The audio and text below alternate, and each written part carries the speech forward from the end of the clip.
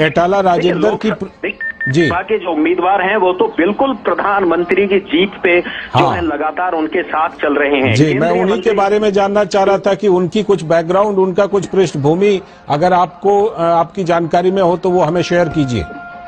देखिए, लंबे समय से संगठन से जुड़े रहे हैं।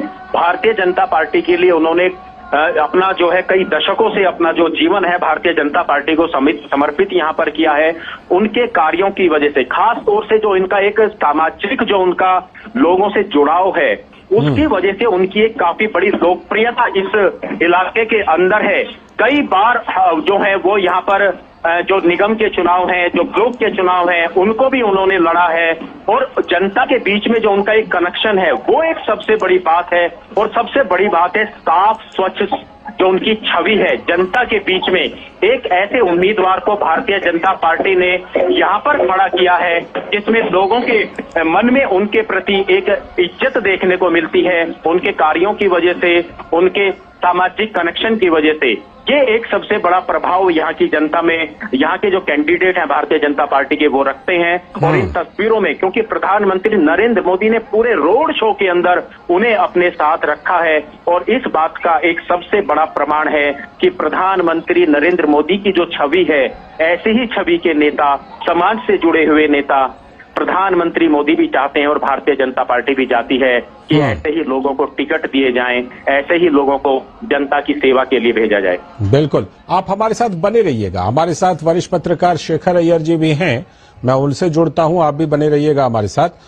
शेखर सर, जो हम साउथ कनेक्ट की बात कर रहे थे, प्रधानमंत्री नरेंद्र मोदी के लिए, भारतीय जनता पार्टी के लिए तेलंगाना वो राज्य है जहां कर्नाटक के बाद अगर हम कहें तो भारतीय जनता पार्टी की सबसे ज्यादा, यानी दूसरे नंबर पर, फिलहाल की बात कर रहा हूं, फिलहाल तेलंगाना ही वो राज्य है जहां पर भारतीय जनता पार्टी के विस्तार की सबसे ज्यादा संभावना है और सबसे ज्यादा दूसरे नंबर की पकड़ भी है तेलंगाना में। चंद जी, आपने देखा कि 2018 विधानसभा चुनाव और 2023 विधानसभा चुनाव, उसमें 2018 में बीजेपी को 7% वोट मिली थी, अब 2023 में जाके 14% वोट मिला है। और जब लोकसभा में कम से कम 4 सीटें तेलंगाना बीजेपी की है। अब बीजेपी उम्मीद कर रही है कम से कम 10 से ऊपर ले जाने की, जब कुल सीट वहां पे 17 सीट है। और तेलंगाना लगातार बीजेपी से पहले ही वहां पर काफी अटेंशन दिए हैं। और इस बार भी आपको तेलंगाना विधानसभा चुनाव में भी बीजेपी का काफी अच्छी प्रदर्शन रही, अपना वोट परसेंटेज बढ़ा और साथ में एमएलए भी बढ़े। इसीलिए अभी इस लोकसभा चुनाव में भी, क्योंकि पिछले चुनाव में 4 सीटें मिली थी लोकसभा चुनाव में, इस बार ज्यादा उम्मीद है। कई लोग भारत राष्ट्रीय समिति से भी लोग छोड़ के इस पे शामिल हो रहे बीजेपी में, इसलिए ज्यादा उम्मीद है। आज अभी जो हम देख रहे हैं, ये जो प्रदर्शन, प्रधानमंत्री जी का रोड शो, लोगों को उत्साह और मलकजगिरी, जैसे आपके संवाददाता कह रहे थे, ये सबसे बड़ा लोकसभा चुनाव क्षेत्र है जो हैदराबाद से लगा हुआ है। यानी यहाँ की जो जेंट्री है, यहाँ की जो लिटरेसी रेट है, बिल्कुल कई आईटी प्रोफेशनल्स यहाँ रहते हैं, यहाँ मतलब एक अपने आप एक बहुत डेवलप्ड कॉन्स्टिट्यूएंसी है, काफी स्कोप भी है। यहाँ पे प्रधानमंत्री के लिए इस प्रकार की स्वागत, इससे दर्शाता है कि बीजेपी का यहाँ पे अच्छा ऑर्गेनाइजेशन बिल्कुल तो लोकसभा चुनाव में काफी दिखाई देगा। आप हमारे साथ बने रहिएगा। हमारे साथ हेमंत कुमार वरिष्ठ पत्रकार जुड़े हुए हैं। हेमंत जी, जिस तरह से कि हम देख रहे हैं पीएम का जो साउथ कनेक्ट है, उस साउथ कनेक्ट के तहत तेलंगाना में आप किस तरह से संभावना देख रहे हैं इस बार भारतीय जनता पार्टी के लिए, एनडीए के लिए, खासतौर पर तब जब 370 और 400 पार का नारा है? ऐसा है, Telangana is a new state, ठीक है।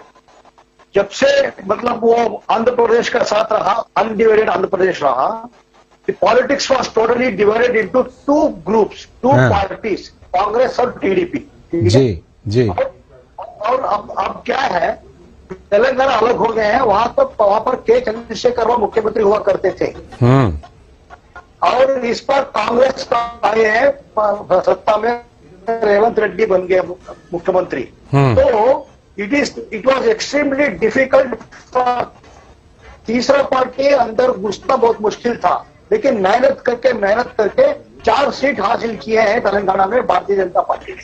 ट्रेडिशनली बीजेपी वॉज वीक जनसंख्या के समय में, लेकिन उसके बावजूद अगर बीजेपी ने 4 सीट हासिल किया 2019 में, और अब लक्ष्य है 10 से 11 तक जाना है, 10 से 11-12 तक जाना है, इसको लक्ष्य रखा उन्होंने।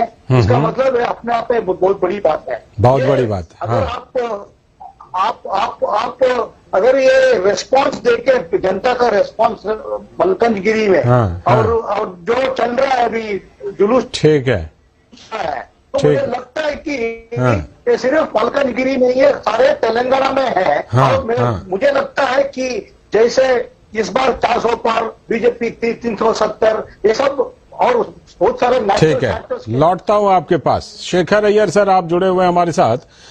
अभी एक प्रोग्राम हुआ था जिसमें तेलंगाना के सीएम ने प्रधानमंत्री को बड़ा भाई बताया और कहा कि भाई हम भी गुजरात की तरह विकास करना चाहते हैं। तो जो तेलंगाना के सीएम है, हम जानते हैं उनका एबीवीपी का बैकग्राउंड भी रहा है। ऐसे में तेलंगाना वो राज्य है जहां भारतीय जनता पार्टी के लिए काफी मतलब समर्थन जुटाने की गुंजाइश अभी भी बची हुई है। नहीं, देखिए, जब रेवंत रेड्डी प्रधानमंत्री को अपने बड़े भाई और उनसे प्रेरणा लेना चाहते हैं, उनसे गाइडेंस चाहते हैं, इसका मतलब यही है, रेवंत रेड्डी जानते हैं कि विधानसभा चुनाव और इस बार लोकसभा चुनाव में काफी फर्क होगा। क्योंकि विधानसभा चुनाव राज्य सरकार के लिए था, और लोकसभा चुनाव प्रधानमंत्री को तीसरा बार थर्ड टर्म देने की बात है। तो वो जानते हैं कि लोकप्रियता ज्यादा है मोदी जी के लिए। वो नहीं चाहते कि मोदी जी को विरोध करके अपने बेस को या अपने लीडरशिप के लिए कोई नुकसान हो। दूसरी बात, केंद्रीय कांग्रेस नेतृत्व से इस चुनाव में कोई ज्यादा भूमिका दिखाई नहीं दे रहा, जिसके वजह से आप ये जो देख रहे, जो प्रिपरेशन देख रहे हैं कि तेलंगाना के 17 सीटों में जब बीजेपी के पास अभी केवल 4 है, तो ज्यादा बढ़ने की, और इस बार कैंडिडेट्स भी काफी शिफ्ट हुआ है। और लालचंद जी, एक दूसरी बात मैं कहना चाहता हूँ, हैदराबाद जैसे सीट पर जहां असउद्दीन ओवैसी लगातार चुन के आ रहे हैं, वहां पे बीजेपी ने इस बार एक महिलाओं को टिकट दी है, माधवी लता करके।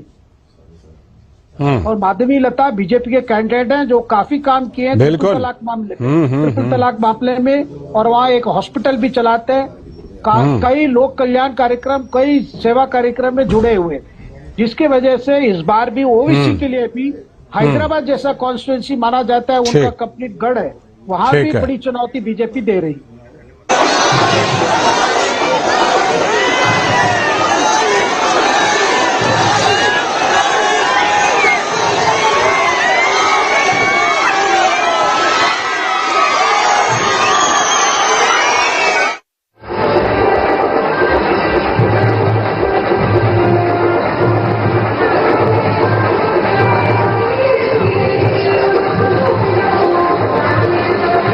कल्याणकारी योजनाओं को लेकर केंद्र सरकार की योजनाएं दक्षिण भारत के अंदर जिस तरीके से वो जमीनी स्तर पर लागू हो रही हैं, ऐसे में प्रधानमंत्री नरेंद्र मोदी की लोकप्रियता ये तस्वीरें दिखा रही हैं, ये तस्वीरें बता रही हैं। और हम जानते हैं कि आज प्रधानमंत्री नरेंद्र मोदी ने तमिलनाडु, केरल से अपनी आज दौरे की शुरुआत की है। कन्याकुमारी में आज उनका एक कार्यक्रम था, वहां भारी भीड़ देखने को मिली, केरल के अंदर, अब तेलंगाना के अंदर, और कल फिर तमिलनाडु के अंदर। कुल मिलाकर दक्षिण भारत के अंदर जो प्रधानमंत्री नरेंद्र मोदी का फोकस रहा है, उनकी नीति और नीयत रही है लोगों का विकास करना, लोगों को आगे बढ़ाना, सबसे पहले राष्ट्र को प्रथम रखते हुए अपनी कार्यशैली को दिखाना, वो ही अब जनता के माध्यम से ये तस्वीरें दिखाई देती हैं। क्योंकि जब यहाँ की जनता को, आसपास के इलाकों को पता चला, तो ना सिर्फ मल्काजगिरी की बल्कि अलग अलग जिलों की जनता सुबह से ही आना शुरू यहाँ पर हो गई थी, और प्रधानमंत्री नरेंद्र मोदी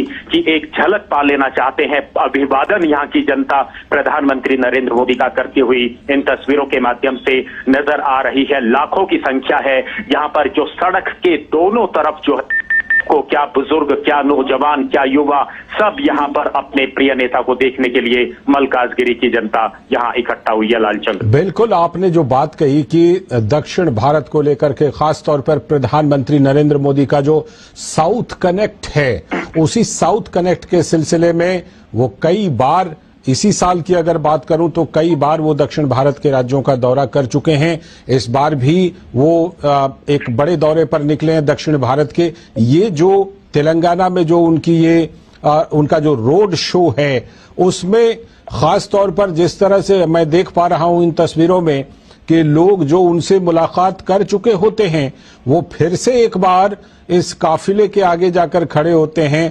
प्रधानमंत्री को देखने और अभिवादन करने के लिए। किस तरह का वहां के लोगों से भी अगर कोई बातचीत आपकी हुई हो, लोगों की क्या प्रतिक्रिया है, उनके मन के उद्गार क्या हैं?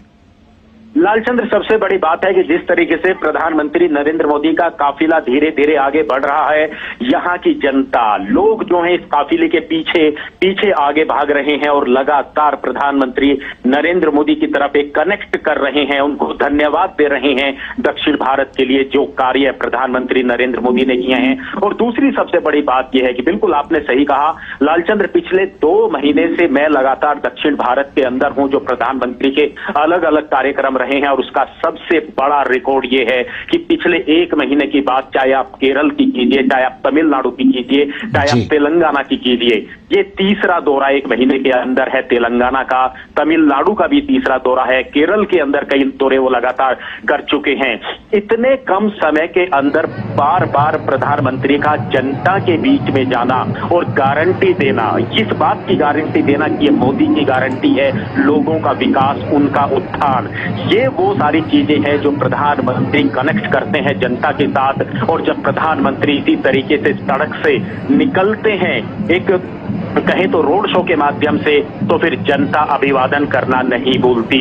और हमें तो अब इस बात को भी नहीं भूलना चाहिए, पिछले 10 वर्षों से जो प्रधानमंत्री ने दक्षिण भारत के लिए, पूरे देश के साथ साथ दक्षिण भारत के लिए जो काम किया है, अब कहीं ना कहीं वो परीक्षा का समय भी आ गया है, जिसमें अब प्रधानमंत्री भारतीय जनता पार्टी को एक अच्छे अंकों से, नंबरों से पास कराने का जो प्रण लिया है उसका भी समय है, क्योंकि अब पूरे देश के अंदर लोकसभा का चुनाव होगा। और ये तस्वीरें बताती हैं कि जिस तरीके से दक्षिण भारत के अंदर भारतीय जनता पार्टी लगातार बढ़त बना रही है, वोट प्रतिशत के माध्यम से, हमने चाहे विधानसभा के चुनाव रहे हों, पिछले लोकसभा के चुनाव रहे हों, वोट प्रतिशत लगातार भारतीय जनता पार्टी का बढ़ता हुआ दिखाई दे रहा है। और अब हम इस बात को कह सकते हैं, उत्तर भारत की तरह, पूर्वोत्तर भारत की तरह अब दक्षिण भारत के अंदर लगातार कमल के जो झंडा है, बीजेपी का जो झंडा है, वो अब घरों पर, सड़कों पर, गांवों पर, शहरों में, गली गली में अब वो यहाँ पर दिखाई देता है। ये प्रधानमंत्री की लोकप्रियता, केंद्र सरकार की जो कार्य करने की जो कुशलता रही है, जमीनी स्तर पर योजनाओं को पहुंचाने की मोदी की गारंटी, वही आज जनता की भीड़ के रूप में, आज ये तस्वीरों के रूप में दिखाई दे रही है। लालचंद, बिल्कुल आपने सही कहा। अभी हाल में जो विधानसभा चुनाव हुए थे उसमें तेलंगाना के अंदर बढ़ा